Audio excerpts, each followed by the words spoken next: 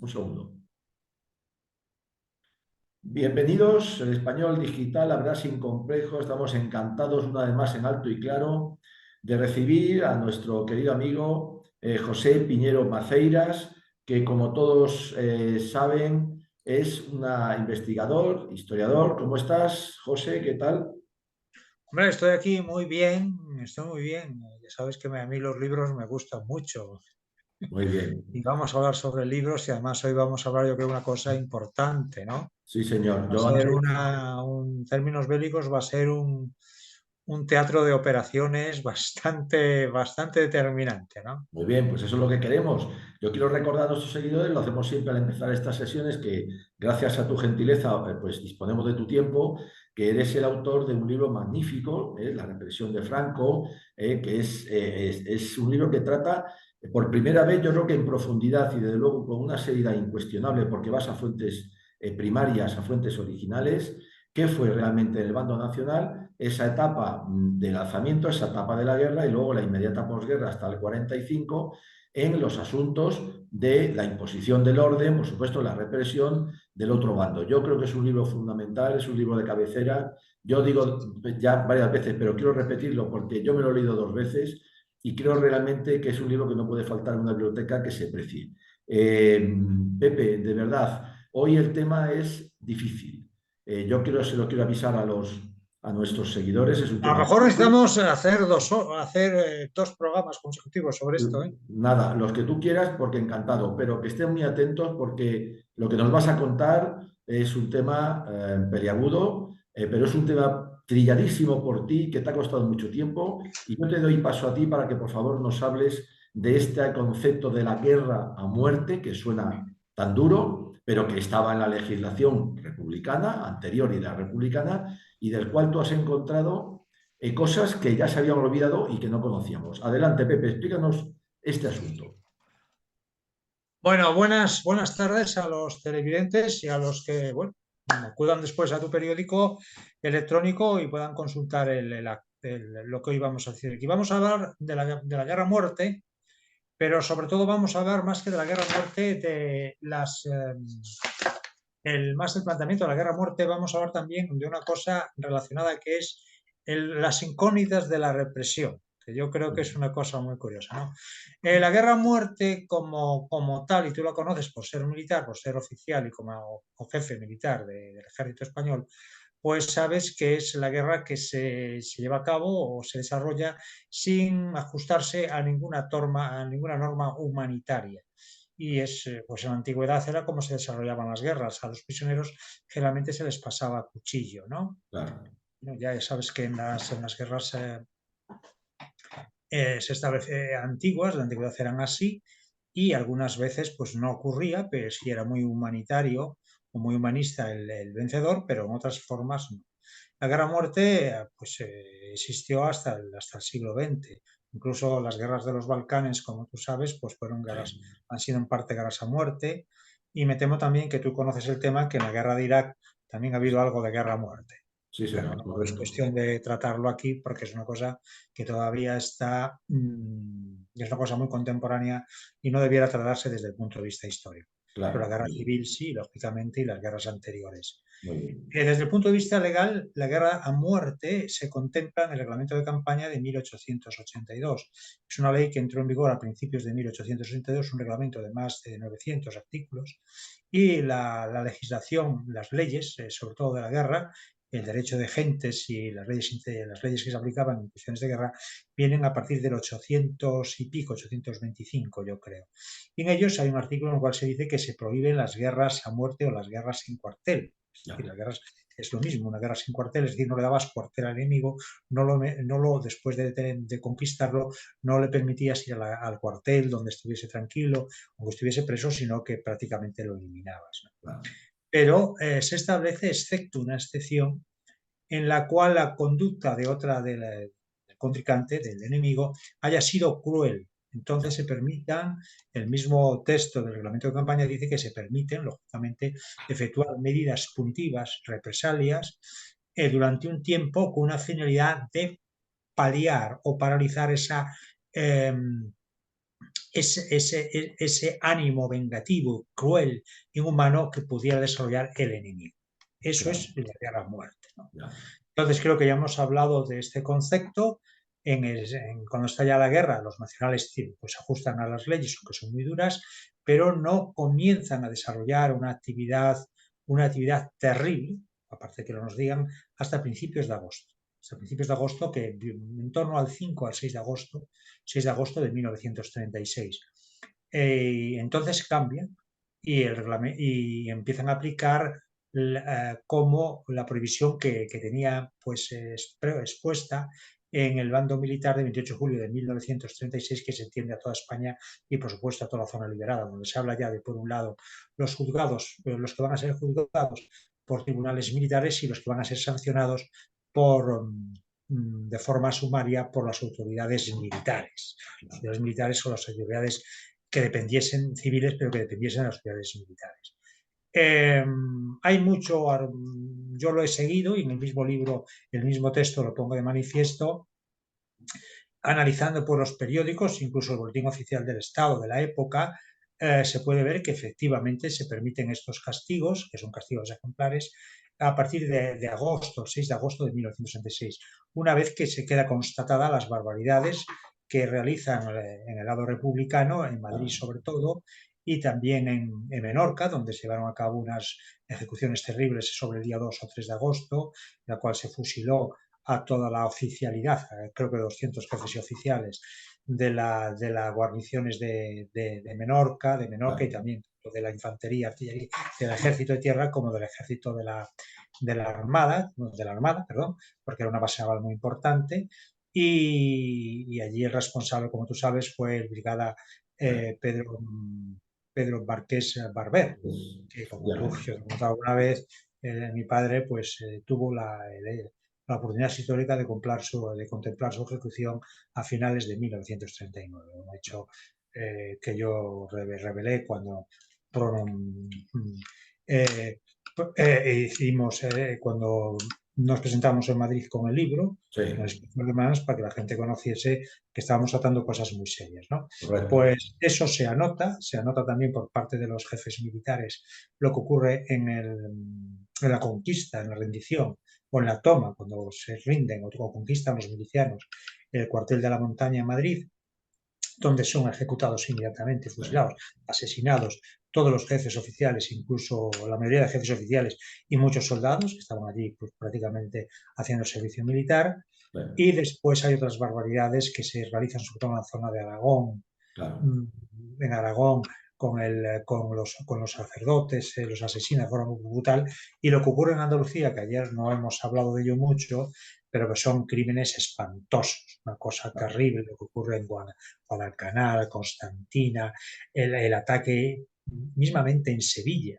Sevilla por eso adopta, yo creo, el general Cipriano son días tan terribles de ejecuciones sin formación de causa, porque cuando estalla el movimiento en Sevilla, en Sevilla son asesinadas varias personas en la misma calle, incluso ya, de más atroz, se les mete incluso un crucifijo por la boca, se quema, creo que a un falangista se quema vivo, o sea, son cosas horribles que suceden. En función de eso, pues la prueba de que se toma esta decisión corresponde al general Mola, es Unamuno y otras personas muy entendidas de la época siempre consideraron que era Mola el que tomó esta decisión, pero el general Vigón, creo que es el general Vigón, en un libro que publica, yo te lo he comentado ya aquí, la editorial HR, que era de Barcelona en los años 50, pues lo pone de manifiesto diciendo que el general Mola, que recibe la información de su servicio de información especial, la quinta columna que tenía en el interior, claro, de lo que llegaba, de la información que facilitaban los evaduros, así como la información extranjera, tiene pleno conocimiento de las barbaridades que se estaban cometiendo y como consecuencia de ello adopta la posibilidad de aplicar pues, criterios de guerra a muerte, pero precisando que Mola es de los primeros que esto ocurre en agosto, a principios de agosto, que a mediados de agosto y a finales de agosto también ordena disposiciones para evitar que se cometan extralimitaciones al socaire de esta situación de guerra a muerte, ¿no? Incluso está dispuesto a someter a procedimiento sumarísimo las personas civiles o militares o soldados que cometan estas extralimitaciones o estos delitos.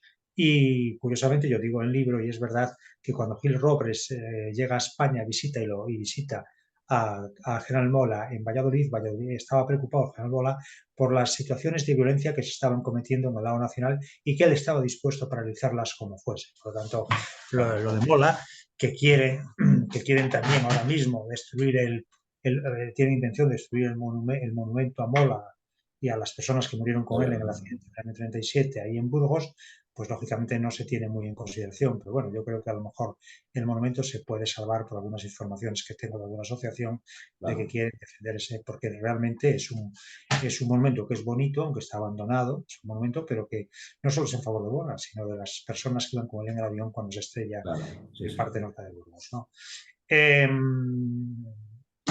Sobre esto, después, sobre lo que es la guerra-muerte, se ha manipulado muchísimo con la finalidad, lógicamente, de ganar la guerra de la propaganda, ¿no? Claro. Pero es así. El mismo Keipo de Llano comentan algunos personas que lo conocieron que al firmar estas normas pues estaba un poco asustado de hasta dónde se podía llegar, que son muy duras, pero bueno, esto es lo que había y lo que tenemos que hacer. En primer lugar, hay que decir que esto, frente a lo que quieren hacernos la izquierda, de que esto estaba oculto, no, esto estaba olvidado, pero no estaba oculto en el sentido que en la propia guerra civil, después en la posguerra, se tenía conocimiento de lo que había ocurrido, lo que era la guerra-muerte. Y yo me refiero, aquí en León hubo una persona, curiosamente, un fraile que era un estudioso de Santo Tomás de Aquino y San Agustín, un tomista muy importante, Luis Alonso Getino, escribió un libro en el año 37 y además creo que lo dio por la radio, en Salamanca, comentó ese libro antes de que hubiera editado el libro sobre lo que era la guerra, ¿no? La guerra civil. Y ahí hace constar, pues naturalmente lo pongo en el libro, que es muy importante, que lo voy a leer porque yo creo Sí, sí. que es importante que se Sí, sepa, sí, porque esto sí. se publicó en 1967 Por supuesto. y la emisión radiofónica del señor Luis Alonso, del fray Luis Alonso Getino, fue, creo que en Radio Salamanca, a final, en diciembre de 36 o principios de 37, lo cual, cuando todavía estaba en vigor o todavía se aplicaban normas o directrices de guerra-muerte, ¿no? Claro. Pues creo que es importante que se sepa, ¿no? Y dice lo siguiente: no podemos negar que en la guerra es imposible evitar excesos mientras no se organicen los tribunales. Los paseos que se daban en los primeros tiempos de la guerra, seguidos de ejecuciones sin proceso formal, se realizaban por crímenes verdaderos o supuestos, no por cuestión de ideas solamente, ni por represalias, ni como camino para el expolio. Aun siendo así, eran más bien tolerados que aprobados y fueron finalmente prohibidos por trágicos paseos. Fíjate, está en el año 37, ya estaban prohibidos en el año 37. Sí, sí. Por tanto, me lo aseguraban en Francia, porque esta persona cuando salió el movimiento estaba en el extranjero. Pensé yo al llegar a España que confundían la represalia simple y noble con el paseo que hoy se dice, que consiste seriamente en ejecutar sin forma de proceso ordinariamente en algún camino extraviado. Este sistema de eliminar la gente, frecuentísimo entre los rojos, tuvo al principio entre los blancos alguna aceptación. No era, sin embargo, el arbitrio el móvil de esas ejecuciones.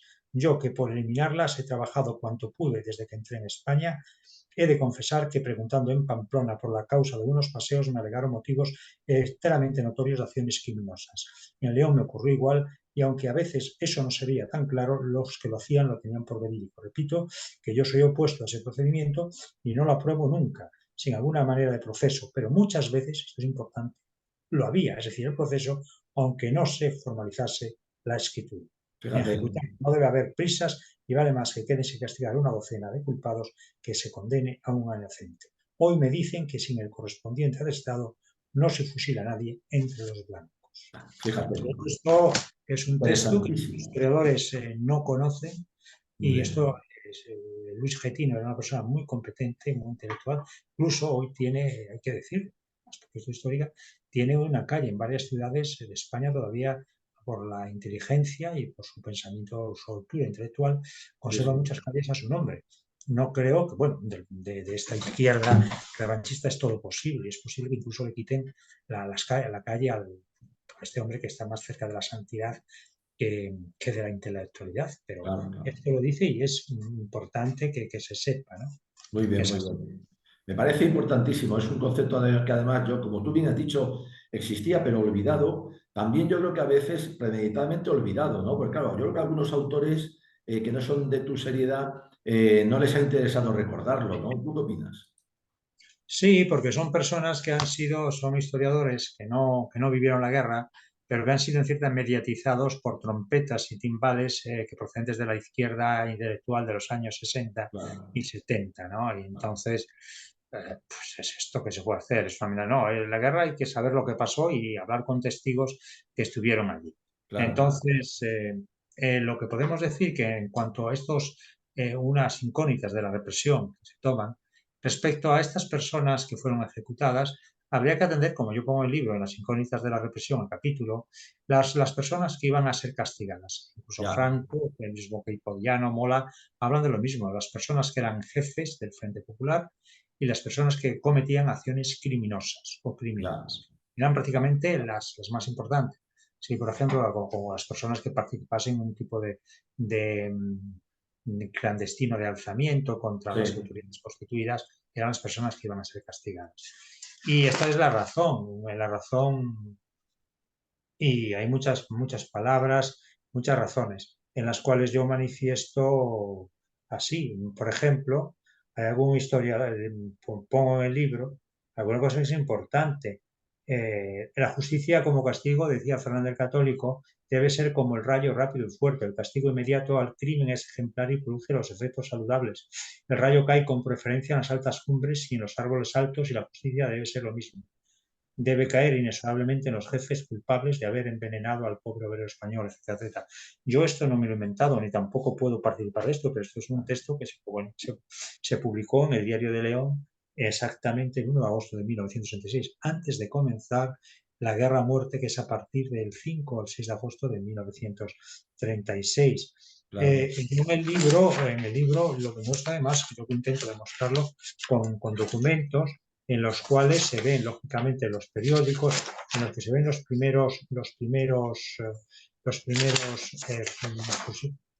ejecutados, cómo son ejecutados y a que aparecen en los caminos, en estas zonas, y bueno, esto es así, ¿no? Yo no trato en ningún momento de, mira, para que veas, presento un documento del BOE de Soria del Sí, año septiembre del 66, donde dice que por el presente, en virtud de lo acordado en providencia de hoy, dictada en el sumario que instruyo con el número 103 de este año, con motivo de haber sido hallado el día 6 de agosto en el término Carmonera de Frentes, que es un pueblo, una localidad de Soria, el cadáver de Vicente Portal y el de otros. Instruye el artículo 109 de la Ley de Procedimiento Criminal a Remedios Portal, hermana de dicho finado domiciliado, cuya calle es ignorada en Soria. En el día de ayer, 6 de agosto, han sido retirados por elementos afectos al regimiento de infantería número 31 de León 4 cadáveres hallados en las indemnizaciones del Monte San Isidro, sin que sobre los mismos se hayan encontrado documentos que permitan su identificación. Luego, día 14 de agosto, esta mañana fue hallado en un prado a orillas del Niño el cadáver de un hombre todavía joven, el cual presentaba 5 heridas de armas de fuego en diferentes partes del cuerpo. Fue llevado al depósito del cementerio, donde quedó expuesto para la identificación. Como puedes ver, claro, claro. como puedes ver, esto no es como nos lo han contado, es decir, esto pasaba por una especie de proceso que posiblemente pudiera ser las fuerzas de orden público que los efectuasen, no solo la Guardia Civil, hay que hablar de los carabineros también, hay que hablar de los carabineros, que eran las personas que se encargaban en las zonas fronterizas de mantener el orden público y no la Guardia Civil, y también, pues, hombre, en la parte que le correspondió a los millones yo creo que en Álava los existía, porque Álava quedó de parte de los nacionales, había, creo que estaban los millones, que es una especie de Claro, cuerpo de orden público, no solo la Guardia Civil. Y esto es así.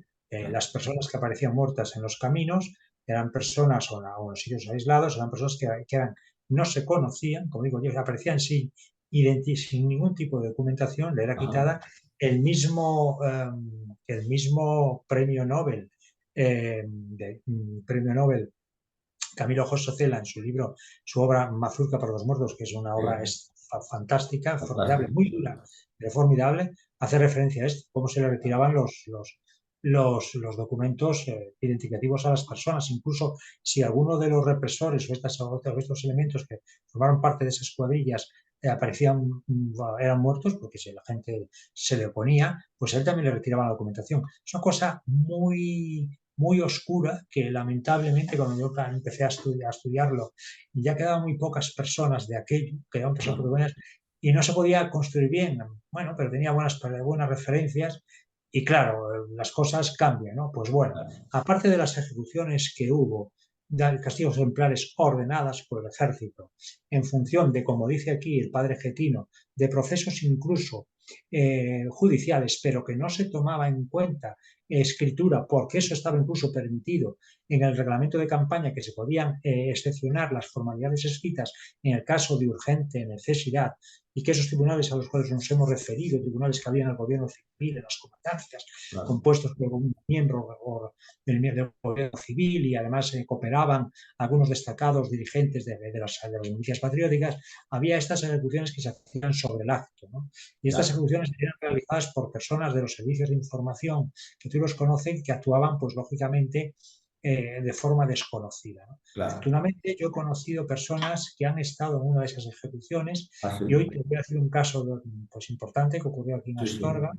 La persona testigo ya murió hace unos 10 años, me dijo que podía decirlo cuando falleciese. Y entonces aquí en Astorga, cuando estalló, un día antes de estallar el movimiento aquí en la zona norte del noroeste, que dependía de La Coruña, de la octava división orgánica, el alzamiento no se produce el día 18, el alzamiento se produce el Claro, día ya 20 en estaban La algo. Coruña, ¿no? El día 20 ya se había pues, sublevado Pamplona, Sevilla, ya había ocurrido el alzamiento de Marruecos, etcétera, ¿no? Pues aquí ocurre el día 20. El día 19 una partida de socialistas dirigidas por dirigentes socialistas de la ciudad, se dirigía a un pueblo cercano a Astorga, pues pasaste cerca de ahí, cuando viniste aquí a conocerme, Ajá. y esa persona, pues allí van acá a casa de unos falangistas, era un día festivo porque era sábado, yo creo que era sábado el día 19, y 19 de julio, y la emprenden a tiros con una familia de falangistas chicos jóvenes. Matan a uno, los falangistas responden, estaban armados, hieren a otro, y matan a uno, a un chico, a un socialista joven, y hieren a otro, que Ya, era además miembro, pues no sé si era cabo o sargento de los guardias de asalto que había aquí, porque aquí había guardias de asalto, ¿no? ya. Y pues este hombre va como, se esconde y lo llevan al hospital, y está bastante mal. Bueno, pues está en el Claro. hospital, aquí al lado de la catedral, que había un hospital, está allí cuidado por las monjas y tal. Septiembre del año 36, en el cuartel de Falange de Astorga, que era en los bajos del Palacio Episcopal, se presentan unos falangistas desconocidos, Ajá.